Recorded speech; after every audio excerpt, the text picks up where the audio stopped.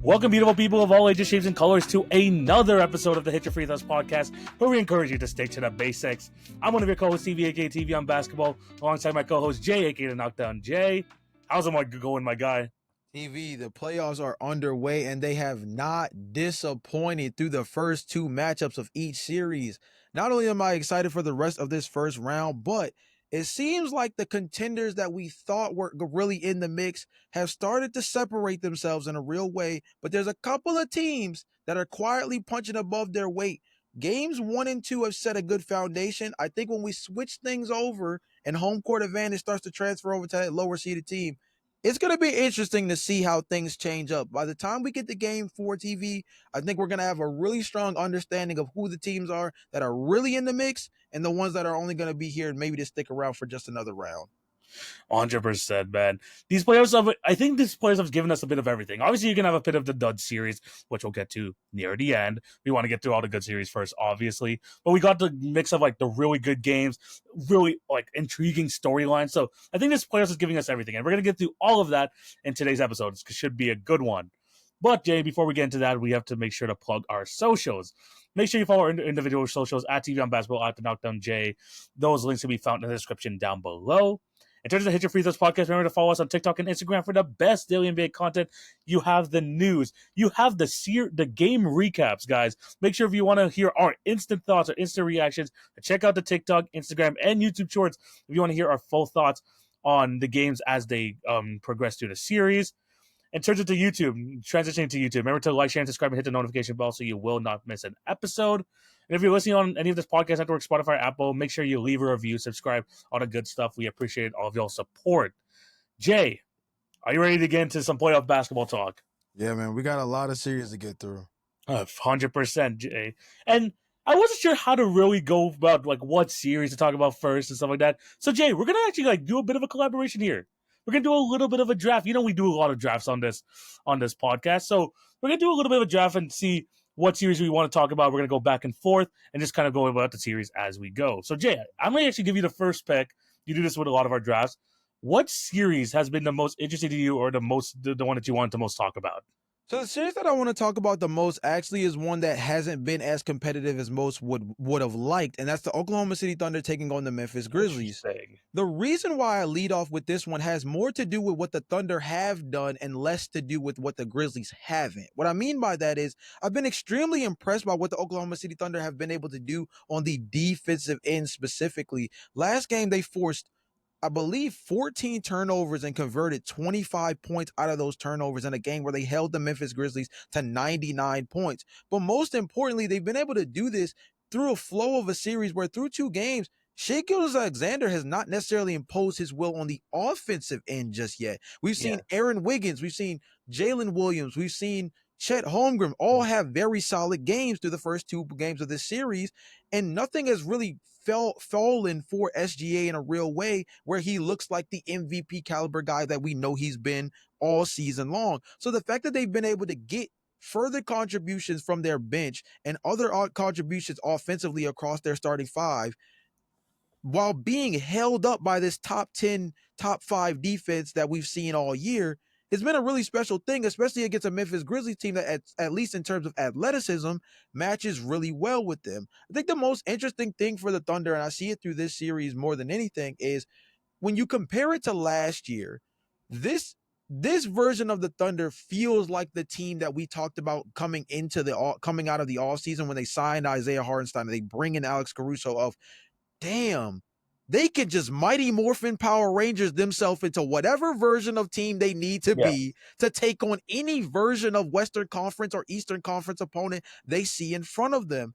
And that's just so impressive to know that such a young Thunder team like this has the morphability, the moldability to make themselves viable against whatever version of basketball wants to be played. We know the Grizzlies are an up and down basketball team, right? We know they're a team that likes to play in the open floor. We know Ja Morant thrives in the open court.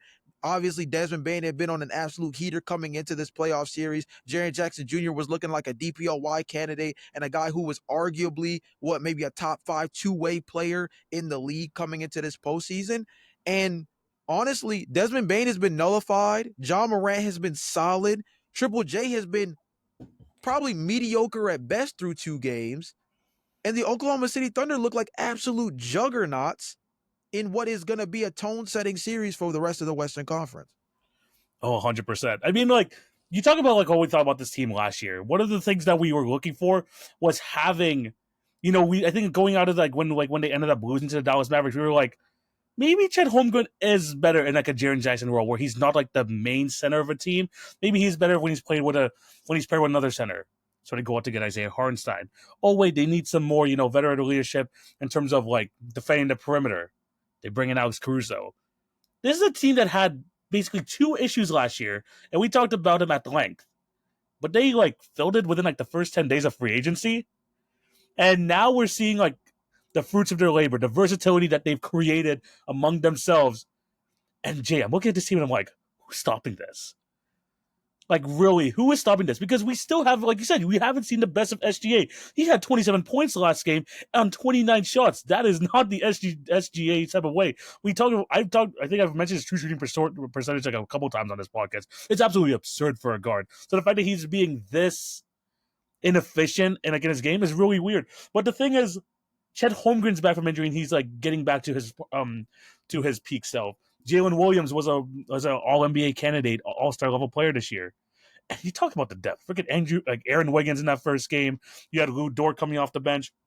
Alex Caruso got freaking dusted off after not playing much at the end of this season and scored like 13 points and just absolutely clamped down those minutes on Desmond Bane. If you see some of those clips, man, I mean, Alex Caruso is still a top tier defender. I don't care what y'all say, but yeah, they're just that good. And I think like we kind of understood that, and I think that them showing it off this early in the series kind of gives me more confidence going forward and like throughout the rest of the playoffs that this Thunder team is actually as good as advertised, and I can't wait to see that happen. But Jay, you gotta talk about this Grizzlies team, man. And this Grizzlies team, whoo! We have to remember this team was like I think it was second, like they almost made out the first round in some like crazy series a couple years ago. People were like, "Oh man, this is just a start for the Memphis Grizzlies. That this is going to be them, maybe in the Western Conference Finals a couple years from now." And Jay, now we got to like question this core if it's good enough. John Morant, couple years of injuries, has not looked like his 27-10 sort of self from a couple years ago. Jaren Jackson Jr. has been really good, but obviously not like a first or maybe even a second option at this point. And then Desmond Bane, and you have so much money tied to these guys, like. Is it like to some point where you're like, you just have to look at this Memphis Grizzlies team and it's like, it's just not good enough. And so far, I mean, obviously you got to like point to the fact that they don't have Taylor Jenkins with them anymore too, but they clearly seem outmatched in the West. And this Thunder team is showing that, man, there's levels to this game. And it's like the Grizzlies are like here and the Thunder are way up here and now. And a few years ago, you would think it was kind of like this and this, where it's the Grizzlies are slightly ahead and the Thunder have just completely shifted the paradigm there. Yeah, no, you make a really great point, especially when you talk about the rebuilding status, right? When you talk about maybe ranking young cores and things of that nature, right? When you would look at it maybe a couple of years ago, you would have thought that John Morant and Shai Gilgeous-Alexander were probably relatively comparable. Some may have even had John Morant over SGA at the time. Others may have felt like SGA had a more well-rounded game in terms of factoring in his defense. But then you would ask the question of who the second best player for the Oklahoma City Thunder is that could possibly match up with Triple J as an improving big man at the 4-5 spot, right? Then you add in Desmond Bane, who had obviously been coming off of a most improved caliber season as well. And you're like, wait a minute, Memphis is kind of cooking right now. And the Thunder might have 8 million picks, but are any of them possibly going to amount to being better than those other two guys as a supporting cast in their little trio they have? Yes, they did. Yes, they did. I was gonna say their 2 and 3 have like. I mean, Chet is almost there with Jaren. Let's be honest. Chet is almost there with Jaren. And then J-Dub is like one of the best Robins in the league, bro. He's one of the best Robins in the league. And so that puts it in a real good perspective of understanding. Like, TV, you have to look at it like this. And I don't know any other way to phrase it, but like just grabbing the numbers straight out and putting them on the table and saying, like, here's what it is. TV, the Memphis Grizzlies have been able to successfully hold SGA to only 43 points through 2 games. Yet they have lost by 70 points in 2 playoff basketball games. They held the MVP of the league, who averaged over 30 this year, to 43 points through 2 games. Yet they have been blown out by a combination of 70 points through 2 games, bro. That goes to tell you that, like you said, the gap between OKC and the Memphis Grizzlies much, much wider, much wider than I think we ever really acknowledged in the past, and definitely way further in present day than we probably even thought coming into the postseason. Like, I think a lot of us maybe were worried about the status of John Morant coming in. Could Triple J be solid as an offensive option, given the fact that he's had a year to be able to develop as a number one guy? Desmond Bay coming in on a heater. Obviously, both teams being relatively young. There was all these different attributes that said, yo, the Memphis Grizzlies can probably hang with OKC, and it's just going to come down to whether or not OKC's MVP is really the guy that we think he is. Instead, the real tell of the tape has been the Oklahoma City Thunder structure is above all. It doesn't matter if their MVP is hooping. It doesn't matter if they need to bring their bench guys into play and go 8-9 deep. It doesn't matter if they got to go strictly defense to win championships mentality. They have whatever structure you need to win basketball games. And through 2 games of this series, they're showing you they're going to win it with physicality on the defensive end and focusing on shutting down the guys who they know can shoot the 3 ball at a high clip, mainly that being Desmond Bane, who has been very quiet in the beginning of the series. Man, 100%. I mean, like, I just thought of the time. Like, I was thinking, like, when you were mentioning Andrew Wiggins, like, earlier on in Aaron Wiggins earlier on in this, that I'm like, man, this guy had like a 41-point game earlier this year. And I'm just like, this depth just translated so well into the playoffs already. And look, this OKC team looks like a juggernaut, and this Grizzlies team is a lot farther behind than I think they wanted to be, and also what fans thought that was going to be the case from a couple years ago. So it's unfortunate for the Grizzlies. They're going to have to answer some questions in the offseason 1,000,000% in terms of this core, which sucks because like we thought they had so much potential, but those are conversations we're going to have later on. But shout out to the Thunder. They have been absolutely fantastic. Jay, I'm gonna take up the next pick. And the series that I wanted to bring up already with the second overall pick is the series that's been the most entertaining. Clippers Nuggets, man. This series has been such a chess match between Tyronn Lue and I wouldn't. Could you say the coach of the Nuggets, or would you say like Nikola Jokic? Because as of right now, like you just see the best players from both of these teams absolutely thriving. Whether you're looking at James Harden and Kawhi Leonard having just 2 great games. I mean, Kawhi Leonard in that second game was like probably the best playoff performance yet this playoff so far. Nikola Jokic going off, and the biggest thing that I really wanted to focus on the series and what's been kind of the tipping point for each of these games is the freaking turnovers. Like you had 20 turnovers for the Clippers in the first game. Kawhi Leonard had like 5 or more, I think more than 5 turnovers in the first game, which is very uncharacteristic of Kawhi Leonard. Then that's what led to the Nuggets having to win, coming through late, especially in overtime. And then you got the second game where it was the Nuggets that were making the mistakes. Jay, I don't know if you were watching that fourth quarter, but a Nikola Jokic turnover, a missed dunk from Aaron Gordon, a travel pass turnover by Michael Porter Jr. Like they were the ones creating the mistakes, and the Clippers were taking over. This has been more about the little things. Like both teams have been playing great, but it has been more about the little mistakes that they made, especially late in games, which has been costing them. And I think that's what you really want to see in terms of peak playoff basketball. 2 great teams playing at their absolute best, and it really comes down to the little mistakes that you make here and there that kind of tip it to the other favor. And man, 1-1 series going back to LA. I know the Clippers are feeling happy about that, but if I'm the Nuggets, I'm still feeling good about this series. But it's been the best so far, man. It's been really good. No, you're definitely right. I think that this has easily been the best series of the first round by far. And I think the most important thing that you touched on is the fact that the X's and O's of all of it is not the telltale of the tape, because it does go deeper than the coaches, and it does go deeper than the fact that Kawhi Leonard and Nikola Jokic are 2 of the smartest basketball players in the league, right? You're not lying. It goes deeper than that, though, because you can look at it from the turnover aspect when you mentioned it earlier with that. You could also bring up the fact that the Denver Nuggets, I think Jokic even said this in his post game, the Denver Nuggets could easily be down 0-2 TV. If you remember Yes. that game 1 when they go into overtime, the difference in that game could have easily been the fact that Nikola Jokic was significantly nullified offensively in that overtime. For those who don't remember, Nikola Jokic did not make a single field goal attempt in the overtime of game one. His only points in overtime came as the game sealing free throws to close out the game and give them the win. That's a game where if a couple of balls bounce differently, mainly Aaron Gordon and Russell Westbrook came to the rescue with a couple of big time offensive rebounds. Yes, The yes. ball bounces even a little differently. And we're having a conversation where LA's going back to the crib up 2-0. And now we look at ourselves in a circumstance where we have to go back to the number one X Factor, who we didn't mention as much in our preview of this series, but definitely needs a lot more credence now that we understand where he's at. Kawhi Leonard is just clearly as different as everybody thinks he is. James Harden said he doesn't get enough credit for the guy that he is when healthy. I'll tell you who the hell Kawhi Leonard is when he's healthy. In this series through 2 games, he's averaging 30.5 points on 71% shooting from the field.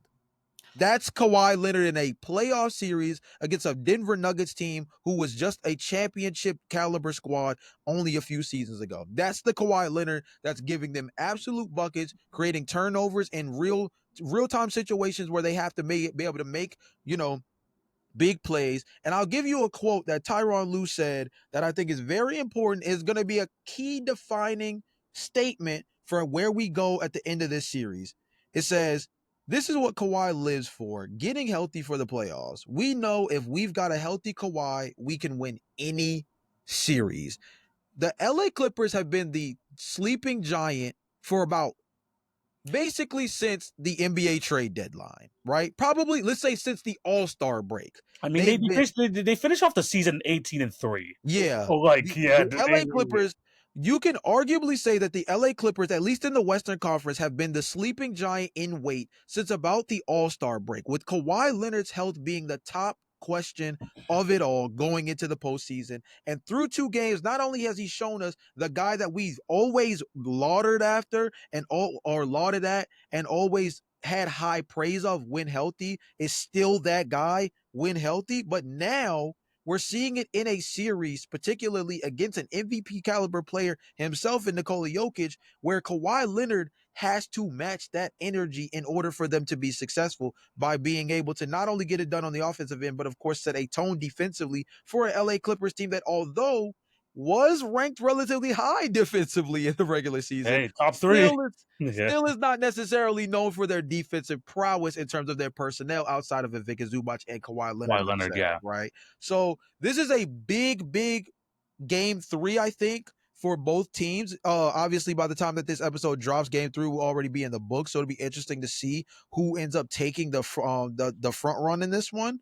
But the Clippers should feel very comfortable going back to the crib, knowing that they have a healthy Kawhi Leonard and knowing that they have actually not dominated this series, but this is a series where they are a couple of ball bounces away from honestly being the team that's up 2-0. Like they are the team that when you look at where the ball could have went differently, I look at the Clippers being closer to being 2-0 in this series than I see Denver actually being 2-0 in this series. No, yeah. The fact that it's tied 1-1 going back to the crib, the Clippers have to feel confident. They definitely feel happy about that. And by the way, on commentary, they were saying "Oh, we're seeing prime Kawhi Leonard on defense."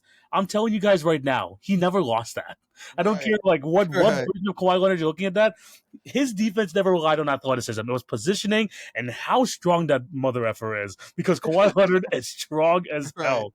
And his positioning is and his giant hands are what makes it so why he stands out so much on the defensive end. Yes, he's athletic, especially in his prime, but he never lost defensive. Come on, I'm not trying to get that argument saying he's not as good defensively. He is still damn good defensively. Right, exactly. But man, I mean, talk about the few bounces going the Denver Nuggets way. Bro, they need to play Russell Westbrook more. I'm sorry. They need to play him more. Aaron Gordon has been absolutely huge, especially trying to get those second, third chance opportunities. Russell Westbrook, I would say, was a huge reason why they won game 1 as well. Like creating those 2 turnovers, getting that steal off Kawhi, one of Kawhi's 7 turnovers there in the overtime period. More than anything, I know you want to have Michael Porter Jr. shooting there sometimes. I know Christian Brown has been great, but if you ever want to get that competitive edge, if you want to have that edge, especially late in this game, you need Russell Westbrook in there, man. He's been in terms of lineups with the highest plus minus on the Denver Nuggets. You got he's been a part of it. So I just want to shout out Brody because even though he has been very inefficient, I will say we still got inefficient Russ. I think like his like the plays that he makes are just like too important and too vital to like the Denver Nuggets like closing out some of these games that he needs to be on the court. I have to I say think that. you make a very strong point, but I think more so than just like reaching past the inefficiencies and saying you just need an energy burst on the floor at more frequently. I think the other thing is the Clippers have clearly set a physicality tone for this series as Yes. well. And I think that having Russ on the court more actually helps positively respond to that. But in conjunction with my statement around physicality TV, I want to make a statement. I think this is going to come back later, more so in the offseason than it is going to be within this series itself. Michael Porter Jr. is playing himself into a bad spot. He's playing himself into a very bad spot where he's starting to show slowly but surely that when it comes to these big games and playoff series, that he is just not as present as he needs to be as a guy who is arguably supposed to be their third offensive reliable option. And he is a guy who continues to go quiet. When these series get physical, like this one against the LA Clippers, he tends to be a guy who quickly gets phased out. That's something that I think people need to really focus on, especially going into an offseason where the Denver Nuggets are going to have to really start to figure things out. They've obviously already fired their coach. They got rid of their GM. So there's already a little bit of an overhaul that's going to take place going into the offseason. Another philosophy change that might have to take place is looking at who can actually be serviceable around Jokic, who stays and who goes. And Michael Porter Jr. is slowly but surely playing himself out of Denver. I don't know if he's doing it for his own well-being or if it's just simply that these series are getting too physical for him. But watch out for the state of Michael Porter Jr. This might not be something that rears its ugly head now, but I think this offseason, Michael Porter Jr.'s name is going to be at the top of the list of trade candidates within the Western Conference as a guy who I think might need to find a new home to get himself back right. I will say before we move on to the next series, I 100% agree with you, especially after that game of performance. He was basically non existent, but he did bounce back in game two. He kind of fought with more of that aggressiveness. 15 rebounds in that one, a lot of them being offensive rebounds, by the way. So shout out to Michael Porter Jr. I just know he got injured late in that game. I was talking about that turnover where he kind of did a jump pass and stuff like that. He got injured on that play, but if we need to see more of that aggressive side. And I know he's like, has an injury history, this and that, but this is what they kind of need, especially in a series against a Kawhi Leonard and Zubac-led defense. You're going to need to match that physicality. So, I mean, if we see more of Michael Porter Jr. at what he did in game two, and hopefully he's healthy for this game, then I think that he can find his role in this series. But so far, yeah, it hasn't been the best one for him. But yeah, this has been definitely one of the best series so far, man. It's been super, super entertaining. Jay, you got the next pick? What's your playoff series you want to talk about next? So the next playoff series I want to pick is actually, again, maybe another series that's not at the top of everybody's radar right now, but I actually am picking this series because I personally want to give TV his flowers for a moment, and that's the Cleveland Cavaliers taking on the Miami Heat.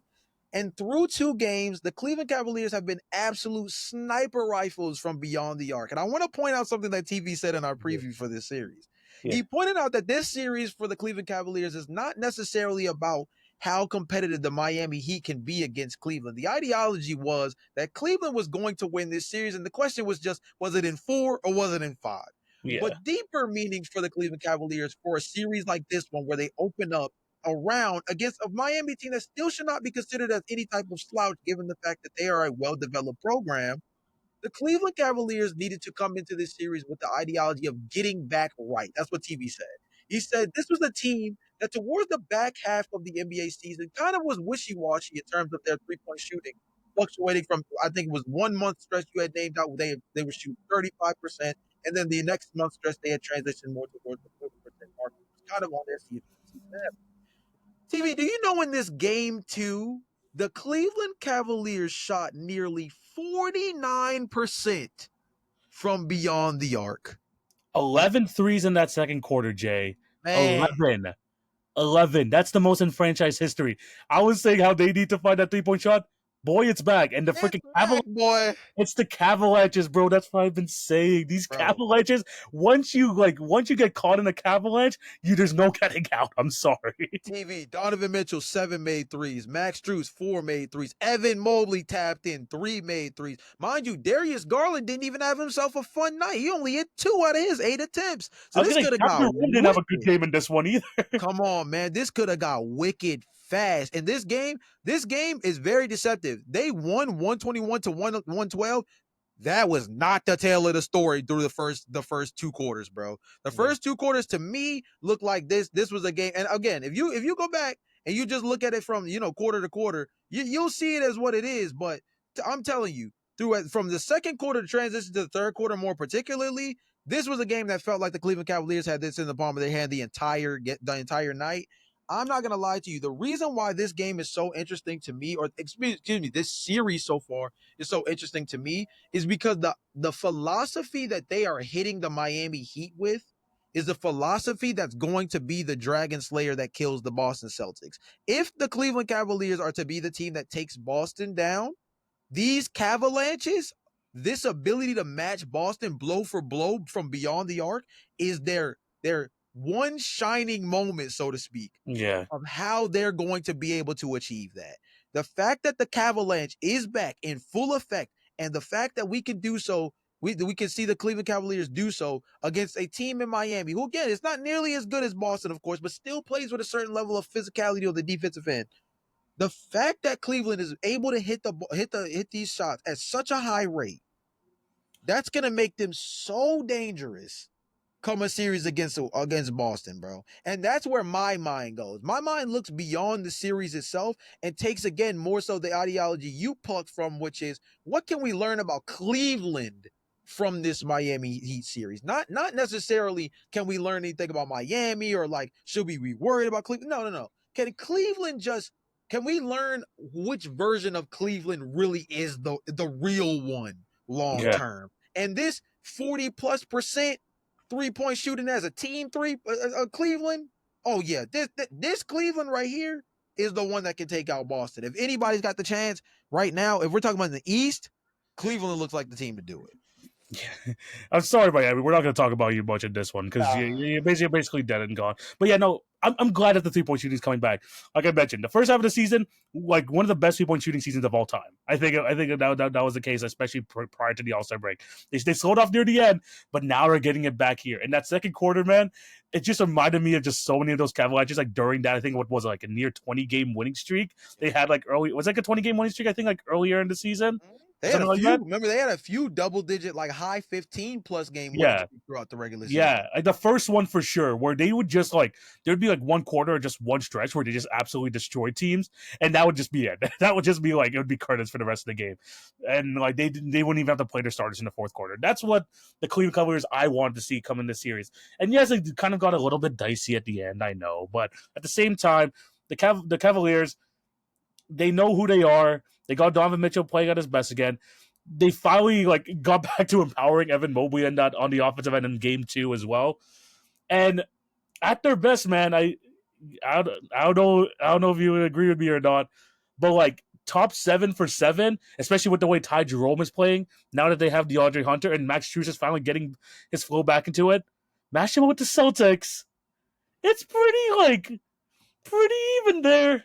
We're getting to the point where we're gonna have to have a real conversation about whether or not Cleveland really lines up bar for bar with Boston, and it's getting closer. The gap is closing game by game. Now, you don't want to put too much stock into the fact that they're beating up on Miami, but I think they have a big enough sample size, even dating back to the regular season, that says that they have a starting lineup, especially with the double bigs, which is gonna make it where they can play much more to the size of Boston, which is something that was overwhelming for Cleveland even a year ago when they played Orlando, and the size of Orlando was so overwhelming, right? Now with the double bigs and the empowerment of Evan Mobley specifically within that system, it gives them a different wrinkle that A, they didn't have last year, and B, combats much better against Boston, whose bigs are not nearly as flexible. Physical, or I would say even physical as well. As even Orlando's to a lesser degree last year. Right? Yeah. I think that this is a series that now, especially if they're able to play through their bigs and of course knock down threes at a high rate, keeping up with Boston on that regard. Why can't Cleveland? Right? That's the question now. Why can't Cleveland? Yeah, that's what's been showing us, like basically what they've shown us in his first 2 games is like you had our doubts about us, But why can't we do it? Why are we the fake 60-win team here? Why do we have so much doubters coming to this playoffs? Because we've been damn good this entire year, and we're going to continue down in the playoffs. Sorry, you have to be the freaking victims, Miami. Tyler Hero has been pretty good this series, but your defense is not catching up with this Cleveland Cavaliers team. I know Davion Mitchell's playing himself to a nice contract as well, but this Cavs team is just it's just too damn good. I'm sorry, and they're gonna take care of business pretty easily. I know they're going back to Miami. I think that as long as they get like a one very good quarter, that should be able to win them at least both of their games. I will say that.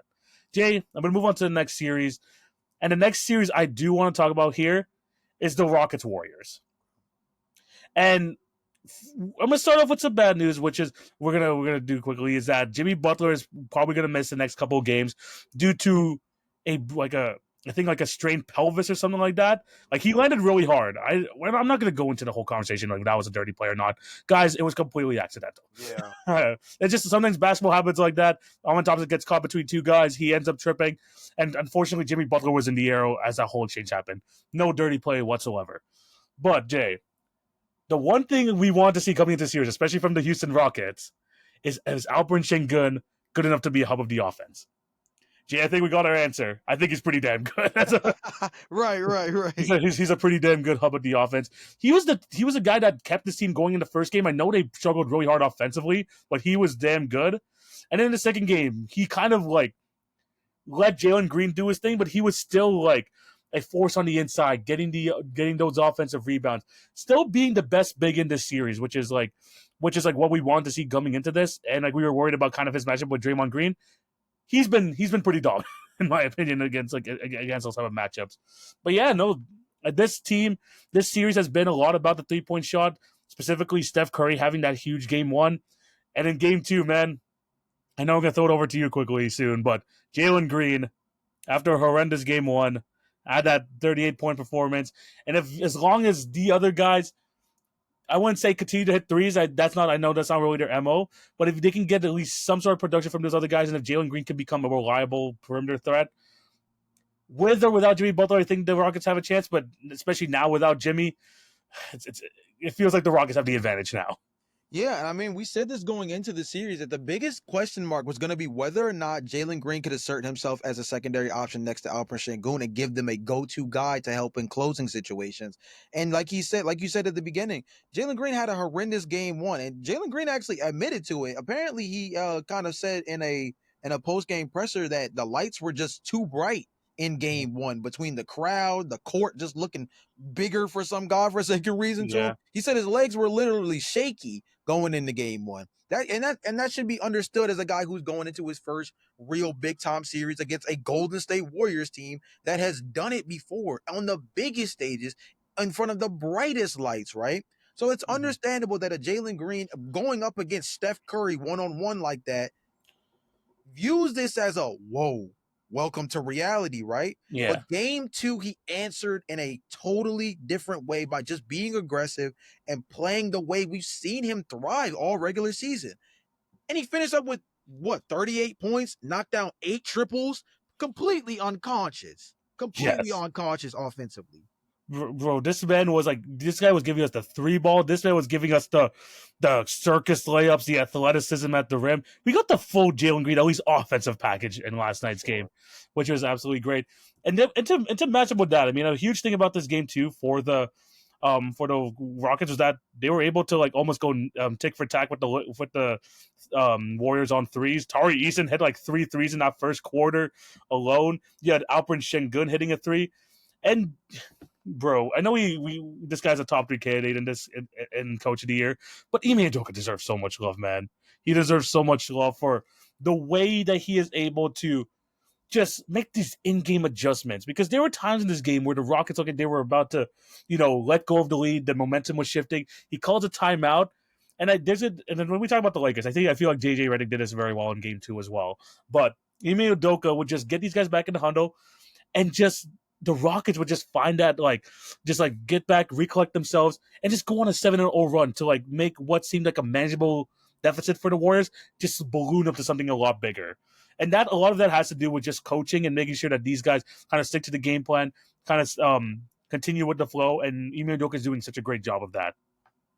I think the biggest thing for Ime is, again, we mentioned it throughout the regular season so much. It's a key word that I think is indoctrinated in this new version of the Houston Rockets.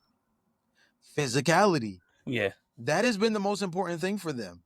Physicality and aggression. You cannot be scared of the Golden State Warriors going into facing that team. You cannot. You cannot walk into that building, game 3, game 4, going to that building scared. Through 2 games, they have played physical. They have responded to the aggression. They have responded to the bright lights that come with playing against a Golden State Warriors team that can really psych you out before you even step onto the hardwood, bro. Yes. This is a Golden State Warriors team that just won the championship a couple seasons ago. A Golden State Warriors team that still has Steph Curry, still has Draymond Green, has a Jimmy Butler who is obviously dealing with an injury at the moment, but is well known for rising to the occasion in the postseason, right?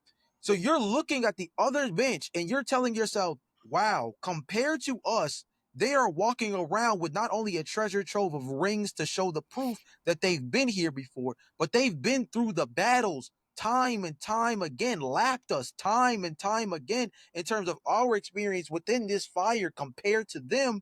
And if you come out scared, which Ime Udoka, I think, has established a certain level of confidence in them to say, no, act like you've been here before, because it's the only way that you won't fold under the pressure of knowing they've been here so many times. Yeah. And Houston has responded well. Their young roster has stepped up to the occasion in a real way. Shout out Tari, who you mentioned before. Shout out Alpern, and shout out Jalen Green, especially for in game 2, for all coming out with a certain level of aggression that says, no, the Golden State Warriors are not bigger than a program. The Houston Rockets are here to come and stay and be one of those next powerhouses in the Western Conference. And you're one of those teams we have to go through to get it done. We're getting it done. Remember, Golden State used to be this team once upon a time. The Yeah. Clippers, the San Antonio Spurs. Golden State was this young buck team that said, you guys are the ones we got to take out to get past to the next level. Already bet. That was them once upon a time before they went on their legendary run. The Houston Rockets are trying to take them out and make them the next example. Yeah, 100%. Just one quick question before we move on to the next series. With the Jimmy Butler injury happening and everything, he's going to be out for the next 2-3 games. Do they even have a chance without Jimmy Butler in this series? Or do you think the Warriors could still kind of pull it out? Because, Jay, when watching this team without Jimmy Butler, it's reminding me of the pre-traded on Warriors. And we know how bad that team was, like, putting so much of the onus on Steph Curry to carry them offensively. It wasn't good. And to the point where they didn't play Jonathan Kuminga these last couple games. They had to dust him off, and he honestly played as best as he could, but you could tell he was rusty. So I don't think that they don't have any chance, because I think when you have Steph Curry as an offensive hub, you still just have your chance in any series. But I think things just got much, much more difficult, because at the end of the day, the biggest reason why they brought Jimmy Butler in, outside of being an influx of new talent within the program, was also to give them another secondary shot creator next to Steph Curry, given the fact that they didn't have anybody who was consistent on that side of the ball in terms of generating their own shot. Now you take that out of the mix and you give a physical Rockets team that has already seen proof that they can put Amen Thompson on a Steph Curry and put him on a one-on-one island. You can throw a Dylan Brooks. You can put situations like Tari Eason or Jabari Smith in isolation situations against a Steph Curry and give that multiple looks ideology a chance to fester in a way that puts Steph Curry in a tough spot. Who are the other guys that can produce at a high level? We're still trying to figure that one out. So that's the thing. That's going to be the biggest thing. Steph Curry, as an individual talent, I think is going to be able to win them at least one more game in this series. I genuinely believe that. The question will be, A, how fast can Jimmy Butler come back? And B, will it matter when he comes back?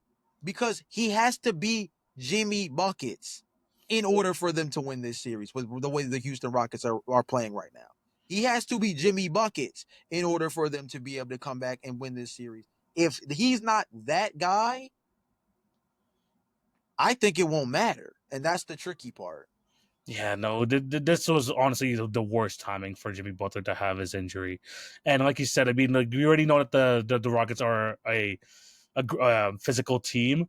And now without Jimmy there, it kind of just feels like the Warriors have kind of like lost that edge because Jimmy Butler was the one that gave it to him. I know you have Draymond Green there still. I'm not trying to discount him or anything, but Jimmy Butler, I mean, they freaking put up the stats multiple times on the broadcast yesterday when he joined the team.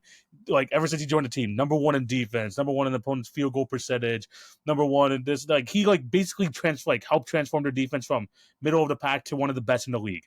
That's like ever since he joined the team, and when you don't have that, and now you're gonna have to have lines where Steph Curry's on the bench, and you don't have like that true shot creator. Now, like you're gonna have to put a lot more onus on Buddy Hield, and I know Warriors fans are not a big fan of him right now. Like, it's going to be absolutely tough. And now that the Rockets have finally found their groove on the offensive end after Game 2, it's not going to take much, and it takes honestly like at this point you could just throw kind of the house at Steph Curry and just be like, oh, can these other guys beat us? Because are they really going to be enough to try and beat up this Rockets team, especially with how good they are defensively? I don't think so. And I think that Jimmy Butler missing here was probably as bad as it gets without losing Steph Curry. Yeah, agreed. 100%. Jay, we're gonna move on to the next series. I'm gonna throw it over to you. But shout out quickly. I know we just got the news right now. Evan Mobley, Defensive Player of the Year. He won Defensive Player of the Year. Me and Jay both predicted that. Shout out to the other candidates. I think it was Dyson Daniels and was it Draymond Green? I think it was Draymond, right? Draymond Green, I think, finished third, yeah. Yeah, he finished third. Dyson Daniels finished second. But yeah, shout out to Devin Mobley for winning Defensive Player of the Year. Jay, your next pick for the series. All right, I'm finally picking an exciting one. I know I was going underrated my first two choices, but I got to go with the last exciting one on the board. Give me Lakers, Timberwolves. And this series, through 2 games, tale of 2 different tapes, man. I mean, the first game for the Los Angeles Lakers, very sketchy. Braun was not very good. Luka was held in check, and things were a little shaky in Game 1. It felt like that the Minnesota Timberwolves top 5 defense we were talking about coming into the series was playing up to snuff, and it was one of those things where you had to wonder, like, yo, TV said it before we came into this series, like, is Anthony Edwards really the OG Slayer? Like, it might be one of those. It might just be one of those. But then in Game 2, we had to remind ourselves that the biggest difference between Game 1 and Game 2 was that the Minnesota Timberwolves hit the 3 ball at an unconscious rate in Game 1. They had like 21, right, or something like that in Game 1. I believe they had in the 20s in terms of 3-pointers made. Yeah. They were, I believe, either 3 of 25 or 4 of 25 in Game 2. Let me double check just to make sure. 5 of 25 on 3-pointers against the Lakers in Game 2. That's in comparison to hitting 20-plus 3-pointers in Game 1. So the equalizer, obviously, was an unconscious 3-pointing stroke, specifically from Jaden McDaniels and Naz Reid. Those two in particular were kind of unconscious from beyond the arc in the first game. And that kind of came to rear its ugly head in Game 2. The question for me, going back to Minnesota, simply is, if this is going to be a defensive series, which I think there's real capability that that's what it comes down to, whose offensive leader has the better chops to put their team over the hump? Luka Doncic or Anthony Edwards? That's a question for the chat on who you trust to get you down, get you a game. If you're down by 5 points and it's a 2-minute drill, which one of your offensive hubs do you trust to bring you back and get you a dub in that basketball game more? Luka Doncic or Anthony Edwards? That's an interesting question given the fact that they've both played really, really well through 2 games in this series. That's going to be the equalizer to me, is whose best offensive engine is able to overcome the physicality on defense that's been established through 2 games of this series.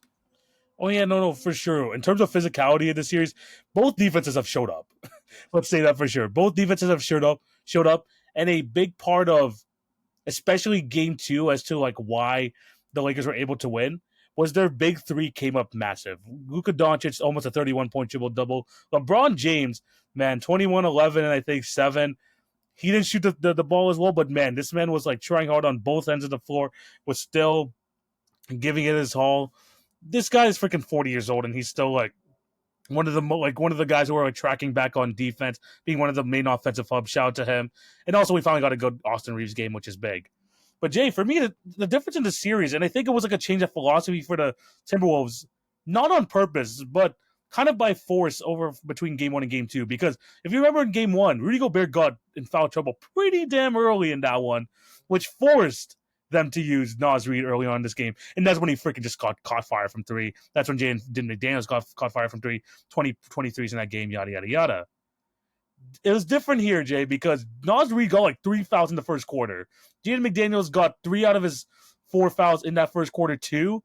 So they were able to leave early, which left the Timberwolves to their vices of using Julius Randle and Rudy Gobert. And when it comes to that defensively, compared to how well that did in game 1, you could tell it's night and day, man. You could tell it's night and day. Especially because now that you didn't have like that spacing on the court, because like now you have to end now you have to end like the game 2 with like your normal starting 5, and you don't have to like, incorporate Nickeil Alexander-Walker and Nas Reed. But now you gotta like include like Julius Randle, and when the offense wasn't going and when the 3-point shot wasn't going, Jay, they started playing Julius Randle basketball, which was pound the floor, go for the ISO, and maybe just do like a quick drive and kick. But it was going through Julius Randle for him, especially the majority of that first half, and that's why the Lakers got up to such a massive lead. And I'm not gonna say that Julius Randle played bad. He's actually been pretty solid these first 2 games. But I said it in the recap, in like the game 2 recap, you're playing into the Lakers' hands if you're playing the Julius Randle way. I'm sorry. That's what they kind of want you to play. And if Rudy Gobert is there for a good chunk of the game, not being able to space the floor, basically being a negative on the offensive end, that's what the Lakers want to see. And I think if the Timberwolves really want to nip this in the butt early, I wouldn't say start Nas Reed, but I think that he's going to need to take most of this minutes from the center position, because the spacing is going to be so huge here. And I think like in game 1 and 2, and you see the staggering difference in their offense, it's pretty night and day. Yeah, I mean, the biggest point that you made is Julius Randle ball just does not translate to good basketball in the postseason when you're talking about the fact that it turns into a big old game of isolation basketball, especially from a perimeter-centric down to the low block. And when you don't have that ball movement, the Lakers might lack size on the interior in terms of a center, but they do make up size around that significantly, whether that's Rui Hachimura, Jared Vanderbilt, obviously LeBron. We can't sleep on the fact that Luka Doncic is forward side. They have Dorian Finney-Smith, right? They have physical bodies that they can still throw at you that are long, rangy, play above their size, right? So getting into isolation basketball mode only puts you at a disadvantage when you're going against a Lakers team that when it comes to individual one-on-one defense in terms of the wing position, the Lakers have a solid rotation of guys they can put within that mix. Julius Randle ball also ends up turning into very inefficient shot creation if you're playing through him, which of course, like you said, is what ended up expanding their lead because it created a lot of tough situations. Julius Randle ball just feeds into the pace that the Lakers want to play, which is the slow pace, go into your one-on-ones, because they have the best one-on-one player in this game, which is Luka Doncic. And Jay, just a couple stats here. I mean, 5 for 25 on threes for the Minnesota Timberwolves in game 1 compared to the 21 for 42. That's like 4 times less threes. And Jay, they had half of the assists. And that is like, 29 assists in game 1, 13 in game 2. That is in the tribute to Julius Randle ball. So swing the rock, Julius. Swing the rock, man. And look, I'm not gonna say it's like his fault, man. It's just kind of like when you have Nas Reed in foul trouble, when you had to go to this sort of offense and like nothing else is going, you kind of have to go to that because that felt like the most efficient thing at the time. But when you have to result to that, you basically lost the game already. That's what I say. That's what I'll say. And the Lakers, they still haven't cracked 100 points, but you could still see that path to victory, even though, like, honestly, it hasn't been that great for them offensively. For sure. All right, Jay, I'm going to move on to the next series, and I'm going to go to the series which I will say I'm kind of surprised it isn't 2-0 right now. It's actually a 1-1 series. Going to go over to the East, Jay. 1-1 series, the Knicks versus the Pistons. And, Jay, it almost was a 2-0 series if it wasn't for that fourth quarter 21-0 run in Game 1 from the New York Knicks. And honestly, the difference between this series, between the first 2 games in this one, is the offensive efficiency is the offensive efficiency from the starters of the Knicks compared from game 1 to game 2. First, in game 1, you had a great Karl-Anthony Towns game. OG and Brunson, I think they combined for like almost 80 points. In the second game, a lot more struggle fest from the field, especially from like Cat, Josh Hart, the rest of the starting five that wasn't named Jalen Brunson. And Jay, I mean, the Pistons bench is just really damn good compared to the Knicks bench.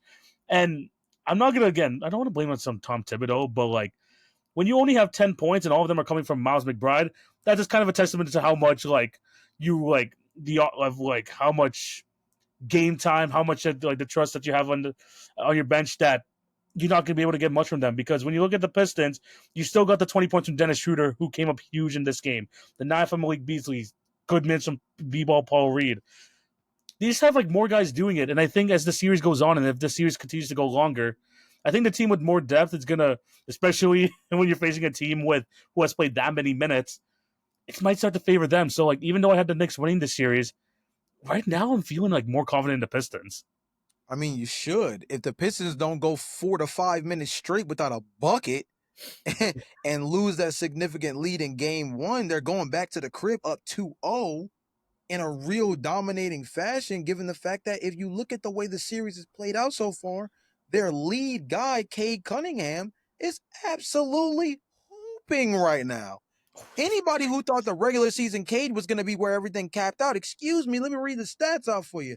Brother is averaging 27 points a game through 2 games with 9 rebounds and 7.5 assists.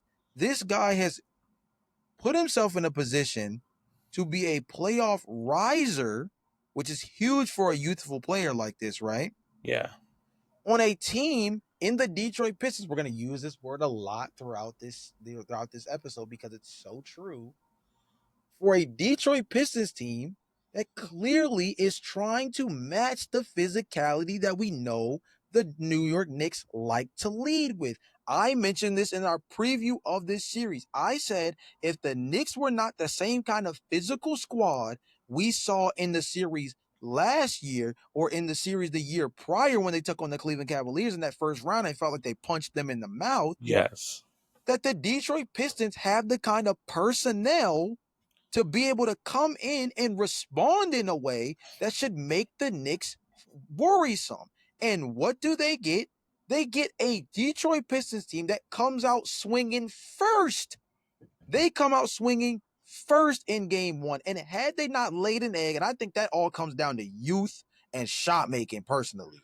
I think that's just all it is youth and shot making. Because other than that, you give me 2 buckets in that last 5-minute stretch where everything went to hell for Detroit, and all of a sudden they're up 2-0. You give me 2 buckets in that time frame, and we probably are having a completely different discussion about them going back to the Motor City. So if I'm a Detroit Pistons fan, I am very comfortable right now. I am very confident right now, and I'm looking at the New York Knicks like food, mainly because we're coming off of a game 2 where Karl-Anthony Towns scored 10 points and got no buckets in the fourth quarter. If he's not going to be an offensive engine as a secondary option next to Jalen Brunson, I don't fear none of them other dudes offensively as consistent shot creators next to Brunson consistently over the course of the rest of this series with the way that things have been set so far. If somebody decides to be unconscious from three-point land, so be it. But do I trust Mikal Bridges or OG Anunoby to both be 20-plus point per game scorers, creating offensive opportunities for themselves in clutch scenarios down the stretch to finish basketball games? No, I do not. If it's Jalen Brunson or bust, Detroit's going to win this series in 6. Yeah, because then it just becomes a freaking Cade versus Brunson matchup. And then when you look at the supporting cast, and Jay, I mentioned that I was worried about the supporting cast coming to this series. Look, man, they're proving me wrong. I can't even hate. Tobias Harris has been pretty good these first 2 games. The guy that I clowned on this podcast a couple of times for sure, but he had a really good game 1, especially in the first 3 quarters, and then was just solid throughout game 2, hitting those shots. Shout out to Jalen Duren for actually being a cop, for sticking with it and being a pretty good solid center for the Pistons over these first 2 games. I was worried about them, but they seem to be going tick for tack at least with the rest of the Knicks supporting cast. And then when you really boil it down to bench versus bench, the Pistons have that in the wash. And I think they've shown that in both these games. Karl-Anthony Towns needs to come back with a huge game 3 because the foul trouble, which reared his ugly head again in that first half, really threw off his game. He needs to be that game 1 cat, the game 1 cat that was scoring 23 points, 11 rebounds, 5 assists, who was freaking dominating on the inside. That's the cat that they need, and they need that in game 3 if they want to really come back and actually like have a really good series here. I mean, he might mess around and be the X factor of the series now in general. The reason why he's not is because Isaiah Stewart is out due to injury right now. And I think if he comes back, he gives yet another element of physicality and identity to this Detroit Pistons team that I think if he comes back and plays healthy, that'll be interesting. But for the Knicks, Karl-Anthony Towns is that guy for me because I feel like Jalen Brunson needs another offensive shot creator that is consistent in order for them to be able to combat with the fact that the Detroit Pistons are playing big-time basketball. Because Malik Beasley has not had a great series. He's been solid, but he hasn't had a great series. But they're getting contributions from Dennis Schroeder to make up for it. Right? You said Jalen Duren has been able to make up for things in the center position while Isaiah Stewart is down. And everybody is playing relatively well right now. Like you said beforehand, too, about Tobias Harris. Also stepping up to the plate, averaging 20 points a game for this team. So, like, the biggest thing, and I think the most important thing for me is same as what I said about the Houston Rockets, I'll say about the Detroit Pistons. The bright lights of playing in New York can really be misleading sometimes. And for a young basketball team going into Madison Square Garden, being in that scenario, all the bing bongs in the background and all the celebrities showing up telling you that you're clearly the underdog by a landslide. The Detroit Pistons went into MSG with no fear and had a chance to win both games. They go back to the crib with at least one in their pocket, which is all you can ask for as the road team. But they should be really, really confident right now going into game 3, knowing that they walked out of MSG, really knowing they should be up in this series. Yeah, 100%. Just one last comment. Shout out to Dennis Schroeder. This guy was a throw-in in that trade in the middle of the season. I think he remember. I don't know if you remember, but he was on 4 or 5 different teams before we finally figured out that he was on the Pistons eventually, and during that trade deadline. And now he's playing a pretty big role coming off the bench for this Pistons team. So he shout out to Dennis Schroeder, who was trying to earn himself another contract. Jay, 2 more series left to choose from. Which one are you gonna choose? I think the one that I'm going to go with is, man, let's go ahead and spike this one because I feel like it's not going to be one to talk about too in depth. Let's talk about the Boston Celtics versus the Orlando Magic. And TV, it's funny that I'm picking this one because the floor really should be yours, given the fact that you had a very, very bold prediction coming into this series. And we both are very big Orlando Magic optimists, I would say, on this podcast in terms of our favor towards Paulo Banchero, Franz Wagner, and Jalen Suggs when healthy as a trifecta young core for this basketball team to build on. I have to admit, though, bro, they cannot get buckets outside of Franz and Paulo, and it is making it very, very obvious that until they get another offensive shot creator, they are not going to be good enough to really be viable in a postseason setting. They have Corey Joseph as a starting point guard in a playoff series, Jay. They have Corey Joseph as a starting point guard. That really all needs to be said. I will shout out the good first. Paulo Banchero has been amazing. Paulo Banchero is a fantastic player. Honestly, more than ever, I know people say that he has kind of LeBron-esque type of like a skill set in terms of his offensive play. Bro, the pull-up jumpers from the mid-range, the turnarounds, the ability to get to the rim, I see bits and pieces from it. I think Paulo's going to be great. I think him being there for the Magic long-term, awesome. Franz Wagner, besides that weird change in his jumper after his injury, I don't know if you're checking out these games, but his jumper has changed a little bit, which is kind of weird, even though he's been pretty good outside of the 3-point shot. It's just been super tough for him. But Jay, when you don't have that guard creation, and I know Jalen Suggs isn't the best shot creator from the guard position, but the Magic have had this problem for years and years and years, to the point where, if you remember when the Magic faced my Toronto Raptors in 2019, their starting point guard that time, Jay, DJ Augustine. They haven't had a reliable point guard threat since what, Jameer Nelson? Like back then, I know people want to say Victor Oladipo, but that was not the Victor Oladipo that we saw in friggin' Indiana or anything like that.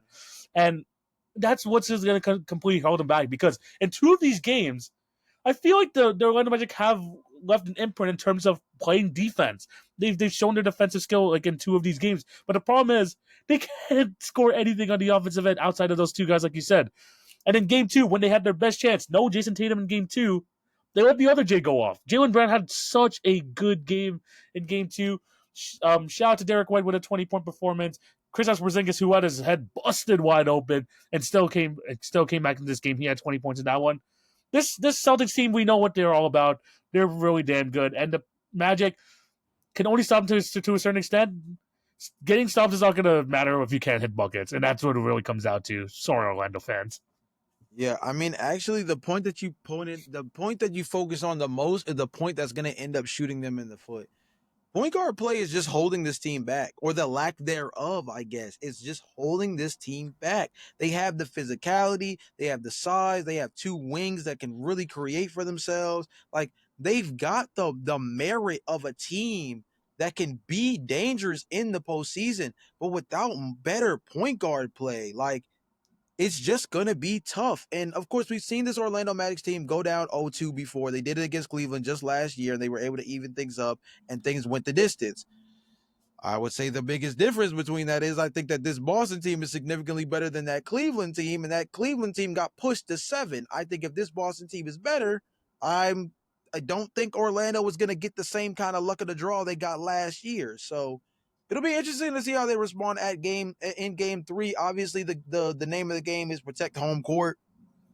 So for them, they're looking to at least just get one of those games back. But the biggest thing for them, man, is just they're going to need somebody to be unconscious that's not Paolo and not Franz, because I think both of those guys are already able to do what they can do. I mean, these guys are combining to average 58 points in this series for a team that has been in a position now where, if I'm not mistaken, have they cracked 100 in either game? They cracked 100 in game two, just 100 though. Yeah, just 100 on the dime in game 2. Yeah. Excuse me, but like that just goes like, you understand what I'm trying to say here? Like, this is the same team that was held to less than 90 in game 1. Yeah. So if their 2-star players are averaging 58, that's over half their points in both games so far in this series. They're gonna need somebody else to contribute in a real way. I would hope it was like maybe KCP going nuclear from 3.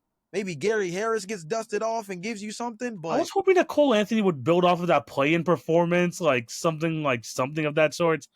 Man, this it feels like this series is over. Hey, look, my prediction is still alive to a certain extent, but at the same time, like, even watching these games, bro, their offense is so uncreative. Like, the only times I feel like it feels like good basketball is when Powell is actually like hitting his shots, and then Franz. So yeah, tough things for the Orlando Magic. Get a point guard, please. We've been waiting for so long. And Jay, the final series we're going to get into quickly is the Indiana Pacers going up 2-0 versus the Milwaukee Bucks. And man, more than anything, Jay, in the series, I mean, one, we talked about this in the preview. Giannis is going to have to do this all himself. He's basically trying to do this all himself. Besides Bobby Portis in game 2, who had a 28-12 game, he hasn't really had much help. Damian Lillard came back in game 2, gave him 13, but you could tell that he was obviously rusty from all the time he missed not being on the court.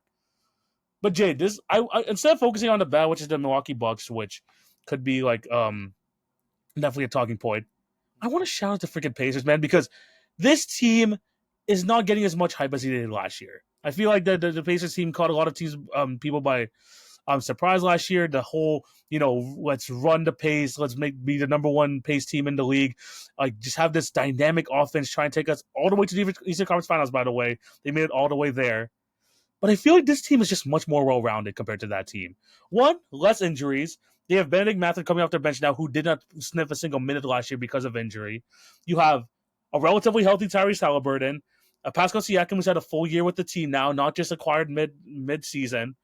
You have a Miles Turner finally, again, having another good series here. This team has the depth. This team has multiple guys that are able to score within different parts of the game.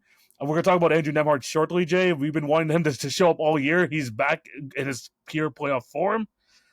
And it feels like this Indiana team is not getting enough love. I know this Bucks team has been like really struggling, especially defensively, but we haven't no one is talking about how like well rounded this Pacers team has been, especially throughout this year, who have top 10 defense and a top 10 offense, and now they're showcasing that against this Milwaukee Bucks team.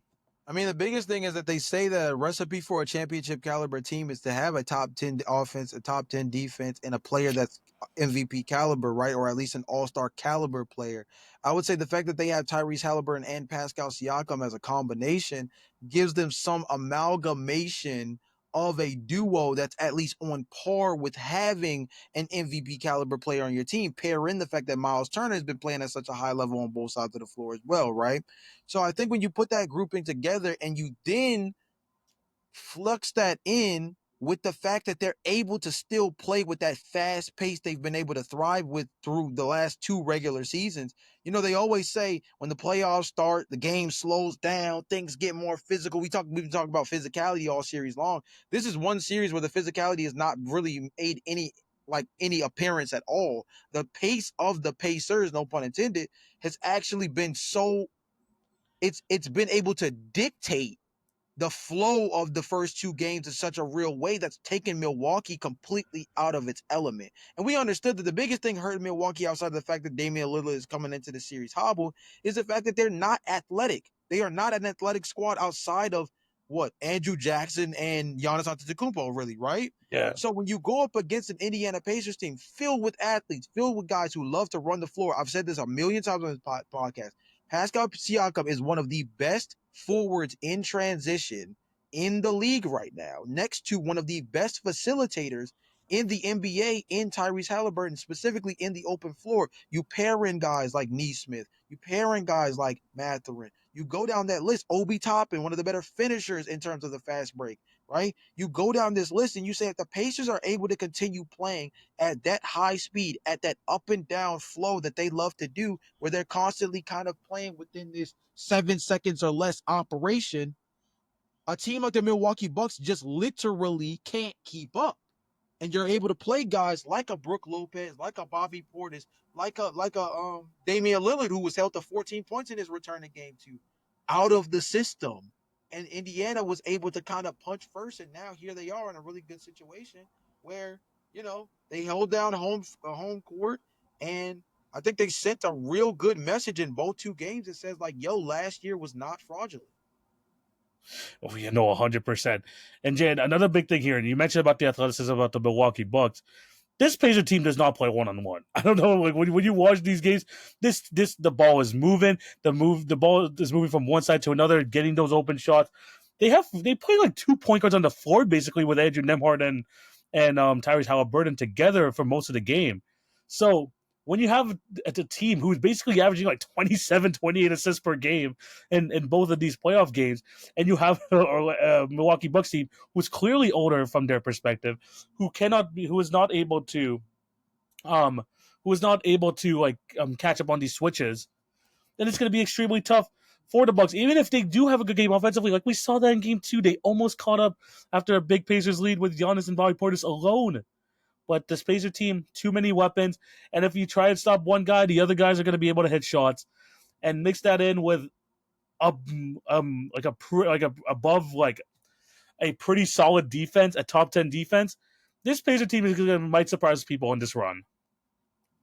I'm not gonna lie to you. This is the team that everybody needs to keep an eye out on as the squad that might end up maybe not going the distance, but this is gonna be one of those two top contenders in Cleveland and Boston.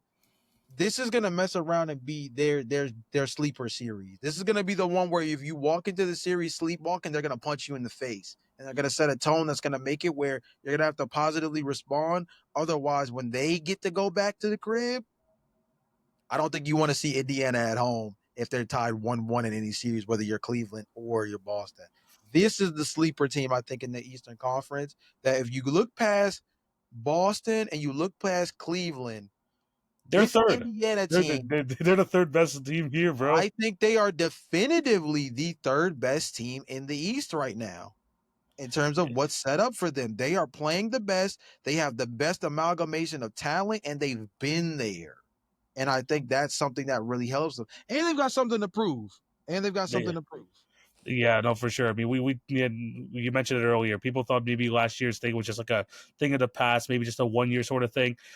They came back here, had a top 4 seed, almost a 50-win season, and now they're looking like one of the better teams on both sides of the floor, especially like one of the more impressive teams in the playoffs. So shout out to the Indiana Pacers, man. Great series from them. But yeah, those are all of the playoff series. Let us know what you guys think down below. Jake, one quick question before we get out of here. Who? I know this is a bit on the spot, but this is something to do with kind of the playoffs in general. Okay. Who is that one player that you need to step up in order to have like that really needs to step up in order for their team to either come back in the series or to really take over the series? Oh, that is a great question. One player from any series Any that we series, need to oh yeah, step up. that you're gonna be looking out for to like really like have a change after maybe like a slow start or something. Interesting. I think the player that comes to mind has to be Golden State, Yeah, and I think they need to let Jonathan Kuminga run. I think that it's not just him needing to play better. I think it's that Steve Kerr is going to have to eventually realize that they need another wrinkle to their offense in order to give them another punch off the bench, or at least even in the starting lineup with Jimmy Butler out, in order to get this shit back right. And Jonathan Kuminga, let's go down the list of the guys on this Golden State Warriors team, and you tell me who is the next best option to be the Robin to Steph Curry's Batman offensively on this team. Jonathan Kuminga has the greatest boom bust potential to give you 20 plus points per game and impose his will as a physical talent on a Houston Rockets team and respond accordingly as a guy who I think can physically finish around the rim, create offense for himself, get to the line maybe a handful of times, right? Jonathan Kuminga, I think, has the realest upside of anybody else on this Golden State Warriors team to step up in Jimmy Butler's stead as a secondary offensive option to help them get this thing back on track. I'm gonna go with Jonathan Kuminga. I mean, this is the problem, right? Like when you have like the end of the season, you kind of like phase him out of the rotation. You have these rumors about him not being a Warrior next year. He's one of the still your most talented players on the roster. He's still a top 4 scorer for you this season. He Like might now just be the second most important player on your team. at this point, especially without Jimmy Butler, because like now he's kind of taking over that Jimmy Butler role. And the thing is, he has the physical attributes, he has the skills to do it, but he just never has found that role in Golden State. This is why we've been asking him to get traded for a long time, not just for the Warriors to finally get someone in here that could like actually help their team, but for Jonathan Kuminga to like blossom somewhere else, because clearly it wasn't going to happen in Golden State, right? So having him in there at this point, especially with Jimmy Butler missing these next 2-3 games, you're gonna need some sort of offensive lenience. That's like some offensive firepower um that is not Stephen Curry. You kind of just have to do it. I mean, Buddy Hield has not been reliable for like the last 50 or so games of the season. There's no other shot creators. You're just gonna have to learn to kind of let him run. And I know Steve Kerr, that's not what he wants to hear, but that's kind of what needs to happen. So yeah, Jonathan Kuminga has to be the one that needs to step back up for that team. The only other guy I would say when looking at all these series, I mean, there's no reason to say Shea. They're gonna win whether he plays well or not.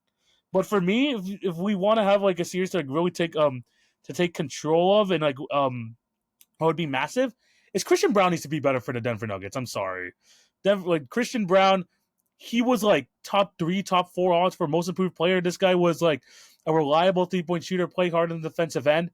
I feel like with the emergence of Russell Westbrook coming into this rotation, the fact that Aaron Gordon has have such a higher of an offensive role, he kind of hasn't really found his spot in this series.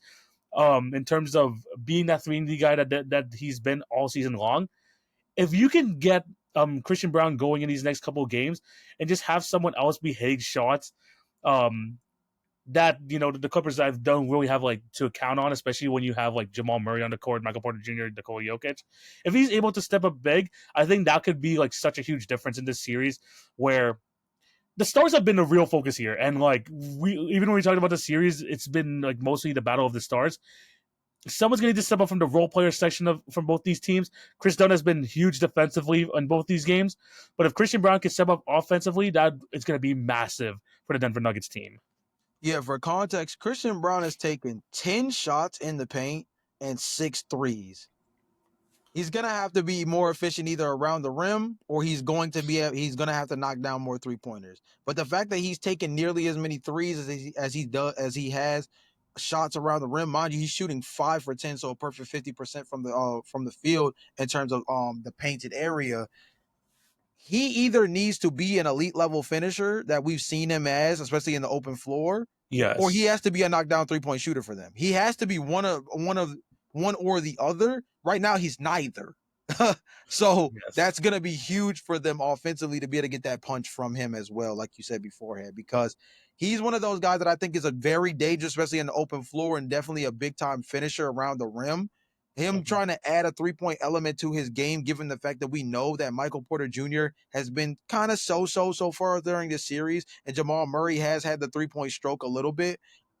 But the fact that we know this Denver Nuggets team is not the best, they're not one of the better 3-point shooting teams in the league. This goes back, even dating back to the regular Yeah. season. Christian Brown's ability to finish around the rim and finish in the paint when given opportunities is going to be big for them. Like I said, I think him being an athlete for this team is going to be something that invokes a lot of energy, kind of similar to how you were talking about Russell Westbrook, kind of giving them another bit of edge. Christian Brown in the open floor, backdoor cuts, different things like that, just slashing in general is going to be huge. If he can knock down some 3-point shots, perfect. But again, Yeah, it's the pace. He needs to it's bring the that pace pace. into He's the got year. to pick. Yes, that's a perfect word to use for it. He has to pick up the pace. I think again, if you're 1 for 6 from three and you're 5 of 10 from the field, from 5 from 10, 5 of 10 from the floor in terms of the paint, you got to go with where your bread and butter is, because right now you're floating in the middle. You're not playing yourself into being a reliable offensive option, and you have to be one of those guys that can be a real threat. Because right now, out of the starting five, He's you been can make kind an of like it. argument that he might be the weakest link, despite the fact that I'm a little bit low on what Michael Porter Jr.'s done so far. You mentioned it before that in game two, like he picked things up a little bit. Yeah. But I'm saying, like, overall, like, right now, Christian Brown is looking like the weakest link offensively right Yeah, I mean, so far in these two games, 8 points per game, 41% from the field,